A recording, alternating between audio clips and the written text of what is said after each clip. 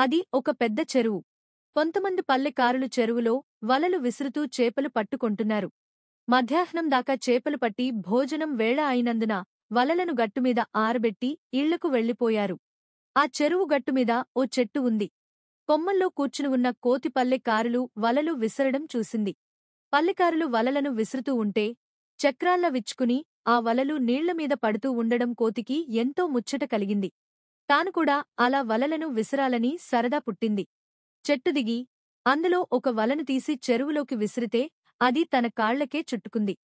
వలను విసరడం చేతకాక కాళ్లకు చుట్టుకున్న వలను తీసుకోవడానికి ప్రయత్నించడం వలన ఆ కోతి ఎంతో జంజటన పడిపోయింది.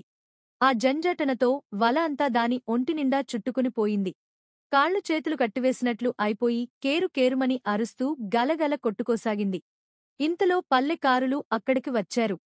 కోతి అవస్థ చూసి జాలి కలిగే మెల్లిగా వలను ఊడదీశారు.